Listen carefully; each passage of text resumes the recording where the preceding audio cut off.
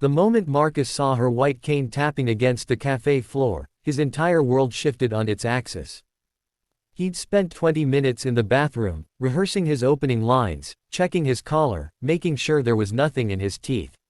His palms were slick with sweat, his heart hammering so hard he was certain everyone in the coffee shop could hear it.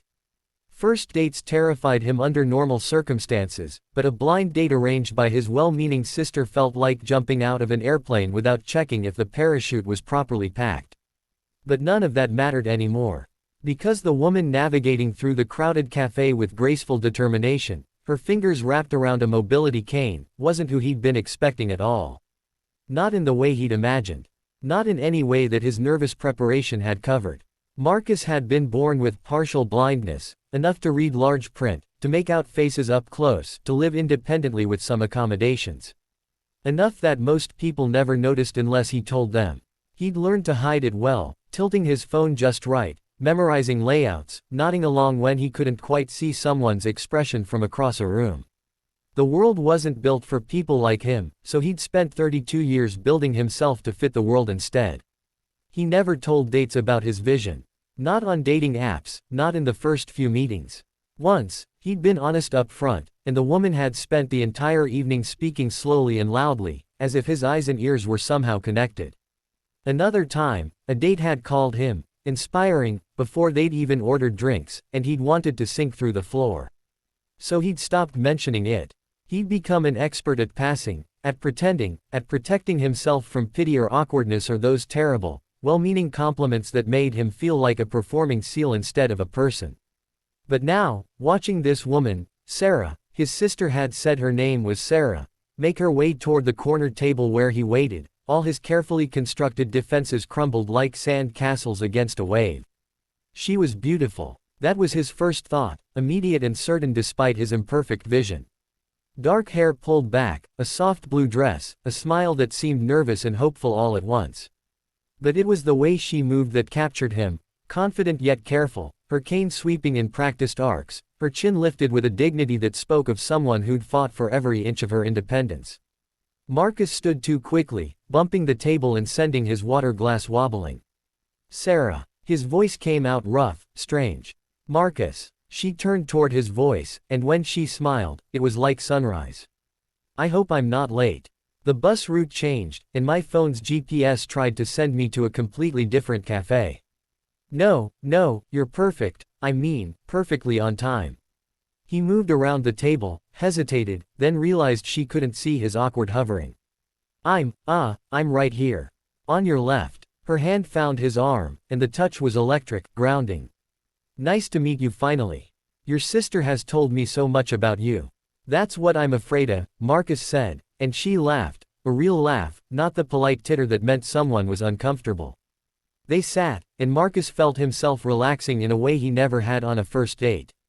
Sarah ordered her coffee with easy familiarity with the barista, who clearly knew her. She knew the menu by heart, rattled off her order with the confidence of someone who'd long ago stopped apologizing for needing accommodations. So, Sarah said, settling back in her chair, your sister mentioned you're a software developer. That must be interesting work.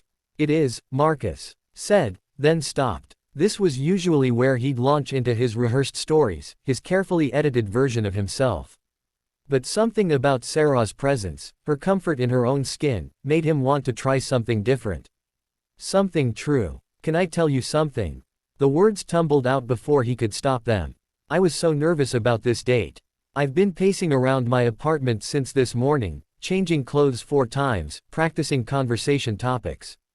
And I feel like I want to be honest with you. Sarah tilted her head, her unseeing eyes somehow finding his direction with uncanny accuracy. I'm listening. I have partial blindness, Marcus said, the words coming easier than they ever had. I can see some things, but not everything. I can't drive, I can't read regular print. I use a lot of assistive technology. And I usually don't tell people because I don't want them to treat me differently or think I'm somehow damaged or, he stopped, realizing he was rambling. I'm sorry. I don't know why I'm telling you all this. The silence stretched for a heartbeat, then another. Then Sarah reached across the table, her hand searching until it found his. I know why, she said softly. Because you think I'll understand. And you're right, I do. When your sister set this up, she told me about you, but she didn't mention your vision, Sarah continued. Maybe she didn't know, or maybe she thought it wasn't important.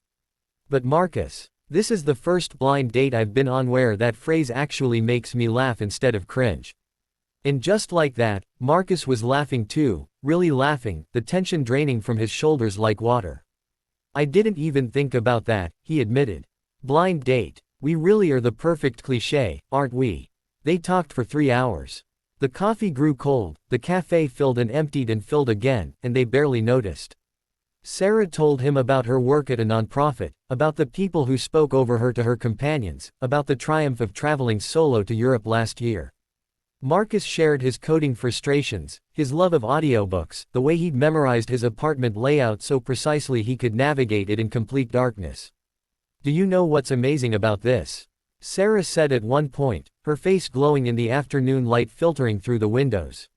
I'm not performing. I don't have to explain myself or justify my independence or prove I'm capable.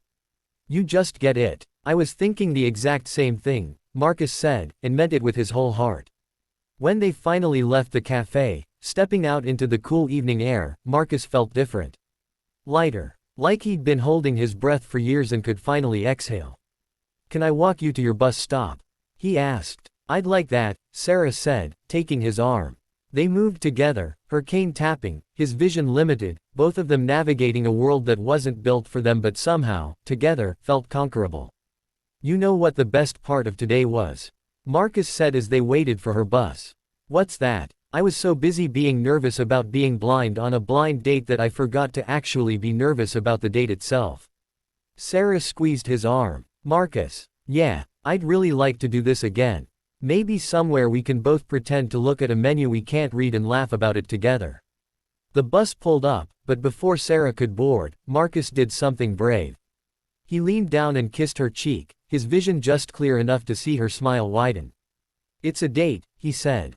Blind or otherwise. As the bus pulled away, Marcus stood on the sidewalk, grinning like a fool, realizing that sometimes the things we're most afraid to show are exactly what connect us to the people we need most. Sometimes being seen doesn't require perfect vision, it just requires perfect honesty. And for the first time in his life, Marcus wasn't nervous about being himself at all.